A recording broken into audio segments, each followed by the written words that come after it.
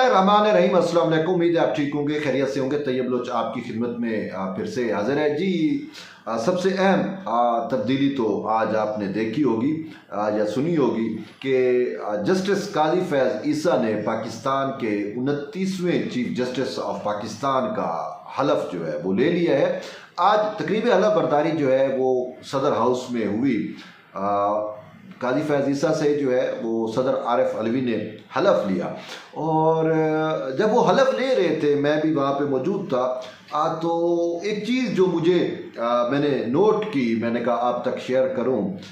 तो जब हलफ लिया जा रहा था तो मैं यही सोच रहा था कि देखें ये कैसा मकाफात अमल है कि और मकाफात अमल की खूबसूरती ये है कि वो बहुत जल्द हो के ही रहता है। यही तो मकाफात अमल है, या आप इसे कुदरत का कानून कह सकते हैं कि वो सदर मुमलिकत जो जस्टिस काजी फैज़ ईसा को अदलिया से निकालने के लिए उसने उसके खिलाफ रेफरेंस भेजा, यानी अदलिया से निकलवाना चाहता था जो सदर, आज वही सदर उससे जो है वो चीफ जस्टिस ऑफ पाकिस्तान का हलफ ले रहा है। और फिर जिस शख्स ने उसके खिलाफ साजिशें की, जो शख्स जिसके कहने पे सदर मुमलिकत ने वो रेफरेंस भेजा जस्टिस काजी फैज़ ईसा के खिलाफ, वो आज कहाँ पे है? ठीक है, वो कैद में है, काल कोठड़ी में है। और फिर मज़े की बात यह है कि वो रहम की अपील जस्टिस काजी फैज़ ईसा को करेगा।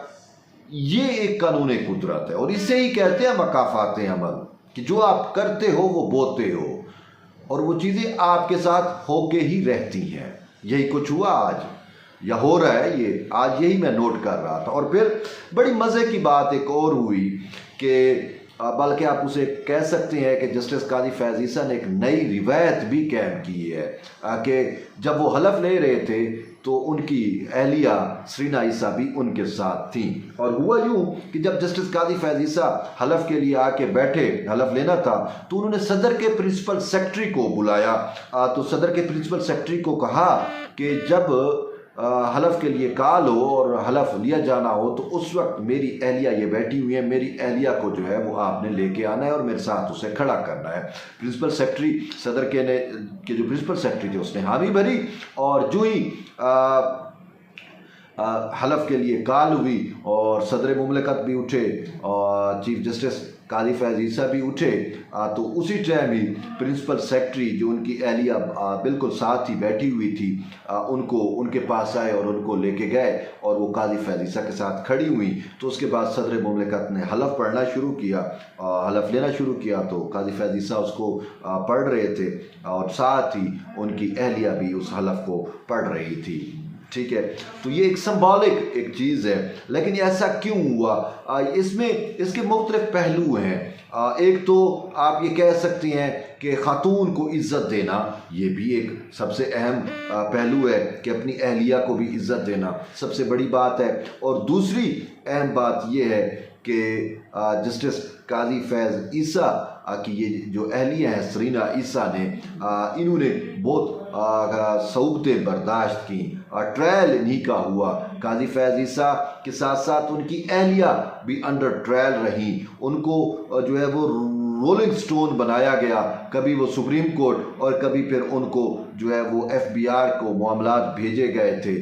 और कितनी मज़े की बात है कि वो जजेस जिन्होंने जो है वो FBI को इनके मामलात भेजे थे, वो भी बदनीयती पे भेजे गए थे मामलात। वो भी आज उस तकरीब में 2 जज मौजूद थे, जस्टिस इजाज़ुल एहसन और जस्टिस मुनीब अख्तर, और वो ये सारा कुछ देख रहे थे। और यही खूबसूरती है मकाफात अमल की कि वो होके रहता है। तो बहरहाल इसका एक और पहलू ये भी निकलता है कि वो कहते हैं ना कि हर कामयाब मर्द के पीछे एक कामयाब औरत का हाथ होता है। तो आज जस्टिस काजी फैज़ ईसा की एक कामयाबी का दिन था, और वो उनके चेहरे के ऊपर, उनकी अहलिया के चेहरे के ऊपर ये सारे तासुरात हमारे सामने मौजूद थे।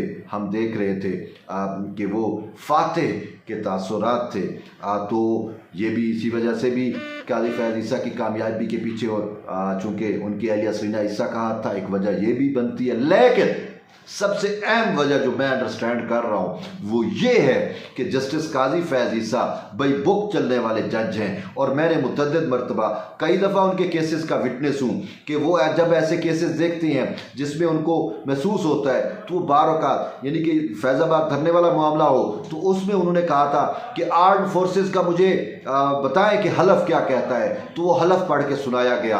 फिर इसी तरीके से ऑडियो लीक्स कमीशन वाला जब मामला था तो उन्होंने जज का हलफ जो है वो पढ़वाया अटॉर्नी जनरल से।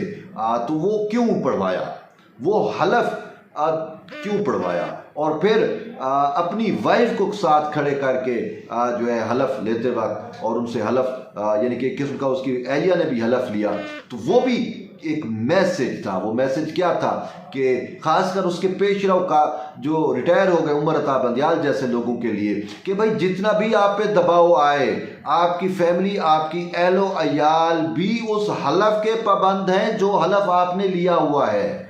हलफ में आप जब ये अल्फाज कहते हो कि मैं अपने ज़ाती मफाद की बजाय सरकार के मफाद को अजीज़ रखूँगा, उसको मुकद्दम जानूँगा, तो फिर आप अपने ख़ानदान, आप अपने एहलो अयाल के दबाव में नहीं आ सकते। उनके पेशराव ने क्या किया कि अपनी अहलिया के दबाव की वजह से, अपनी सासू माँ की दबाव की वजह से न सिर्फ अपने हलफ की खिलाफ वर्जी की, न जजेस के साथ न सिर्फ ज़ाब्ता अखलाक की खिलाफ वर्जी की, न सिर्फ सुप्रीम कोर्ट की रिवायात की खिलाफ वर्जी की, बल्कि आईन व कानून की भी खिलाफ वर्जी की।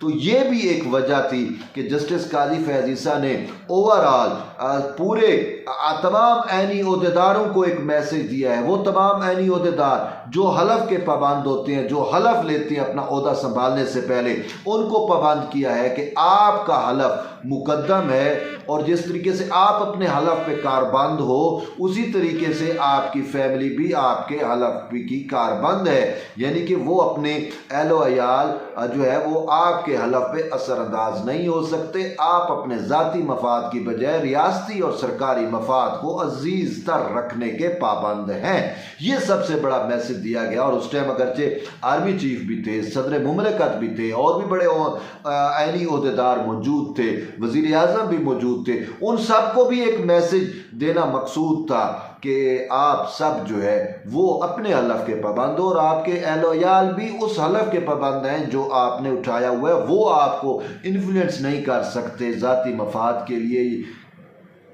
तो ये एक बहुत बड़ा मैसेज जो है वो डिलीवर किया गया। बहरहाल तकरीब हलफ बर्दारी के बाद जो है वो प्रोटोकॉल भी था, क्योंकि काजी फैज़ ईसा के बारे में ये चीज़ पहले कह दी गई थी कि वो किसी से हाथ नहीं मिलाते। ये मतलब नहीं है कि वो सलाम नहीं लेते, उनको आप जब अस्सलाम वालेकुम कहते हैं तो वो उसका बाकायदा वालेकुम सलाम में जवाब देते हैं, और अपने सीने पे यूँ हाथ रख के आपकी इज़्ज़त और आपको इज़्ज़त और तकरीम ज़रूर देते हैं। लेकिन वो जो एक हैंड शेक होता है वो हैंड शेक नहीं करते। तो इसी वजह से उन्होंने वो जो कार्ड छपे, इनविटेशन कार्ड, उसमें भी बाकायदा ये प्रोटोकॉल में लिखा गया था कि हैंड शेक काजी फैज़ ईसा साहब से नहीं लेना। तो इसी वजह से आज आर्मी चीफ आसिम मुनीर साहब भी थे, उनके साथ DGISI जनरल नदीम अंजुम भी मौजूद थे। तो वो भी उनके पास आए। हलफ लेने के बाद उन्होंने जस्टिस काजी फैज़ ईसा को, चीफ जस्टिस काजी फैज़ ईसा को जो है वो मुबारकबाद दी अपना ओहदा संभालने पे। दोनों ने मुबारकबाद दी और बड़ी जो है वो खुश अखलाकी के साथ दोनों मतलब सरबरान जो है वो एक दूसरे के साथ पेश आए। और उसमें वही बात के सलाम तो मतलब है कोई हैंड शेक नहीं हुआ, बाकी सलाम हुआ, सलाम दुआ हुई, एक दूसरे के हाल अहवाल भी पूछे। उसके बाद चाय के ऊपर या चाय की प्याली के ऊपर भी जो है वो चीफ जस्टिस और उनकी एहलिया थी, फिर उसके साथ सदर थे, उसके साथ आर्मी चीफ थे, और उसके साथ फिर जो है वो DGISI थे। यूँ ये सब मिल थे, और जो भी मेहमान थे, गेस्ट थे, वो फर्दन फर्दन जाके चीफ जस्टिस ऑफ पाकिस्तान को मुबारकबाद देते थे, फिर उसके बाद सदर मुमलिकत को मिलते, और फिर उसके बाद जाके उनकी गपशप होती रही उनसे आर्मी चीफ और DGISI के साथ। तो यूँ एक बड़ा प्यारा एक फ्रेंडली माहौल था। और उसके बाद जस्टिस काजी फैज़ ईसा ने चीफ जस्टिस ऑफ पाकिस्तान का हलफ लेने के बाद सबसे अहम काम क्या किया कि supreme court practice and procedure पे के लिए कल की काज लिस्ट जारी कर दी है। कल फुल कोर्ट बेंच बैठेगा, 9:30 बजे केस की समाअत होगी। और तमाम फ्रीकैन को नोटिस जारी कर दिए गए हैं। और इसके साथ साथ एक अहम चीज़ ये भी हुई कि आज जस्टिस काजी फैज़ ईसा ने सुप्रीम कोर्ट में 3 तैनातियाँ की हैं। पहली तैनाती तो ये है कि मुस्तकिल registrar Supreme Court of Pakistan तैनात कर दी गई है और वो पहली सुप्रीम कोर्ट की हिस्ट्री के अंदर पहली खातून रजिस्ट्रार है। जजीला असलम है रजिस्ट्रार सुप्रीम कोर्ट का नाम। तो जजीला असलम को रजिस्ट्रार सुप्रीम कोर्ट तैनात किया गया। वो इंतहाई काबिल खातून है और सुप्रीम कोर्ट की पहली खातून रजिस्ट्रार होने का भी अब उनको जो है वो उनका सरफराज है। दूसरा जो है वो डॉक्टर मुश्ताक जो है वो एक स्कॉलर्स हैं, 11 किताब से ज़्यादा किताबें लिख चुकी हैं। वो चीफ जस्टिस के जो है वो सेक्रेटरी उनको तैनात कर दिया गया है। इससे पहले वो शफात तमीर मिल्लत यूनिवर्सिटी में शरिया और कानून के जो डिपार्टमेंट है उसके सरबराह थे। इसके साथ साथ अब्दुल सादिक जो हैं वो बलूचिस्तान हाई कोर्ट में सिक्योरिटी ऑफिसर थे। उनको भी जो है वो चीफ जस्टिस का जो है वो प्रोटोकॉल अफसर आप कह सकती हैं वो तैनात कर दिया गया है। तो यूँ बड़ी 3 तैनातियाँ भी कर दी गई हैं। और कल सुप्रीम कोर्ट में केस भी समाअत के लिए supreme court practice and procedure लगा दिया गया है। और ये भी मुमकिन बनाया जा रहा है कि हो सकता है कि कल उसकी लाइव स्ट्रीमिंग भी जो है वो तमाम टीवी चैनल्स पे चलवाई जाए और ख़ासकर PTV के ऊपर कि वो समाअत फुल कोर्ट क्या करेगा, किस तरीके से होगा, ताकि अवाम उन्नास जो है वो बरह रास्त TV के ज़रिए पूरी कोर्ट की कार्रवाई देखे। तो बहरहाल ये तो एक अहम डेवलपमेंट और अपडेट थी। अब कल देखते हैं कि कल supreme court practice and procedure मामले पे क्या होता है। उस वक्त तक जुड़े रहिए तैयब बलोच के साथ। मिलते हैं एक नई वीडियो, तब तक के लिए इजाज़त दें। अल्लाह हाफिज़।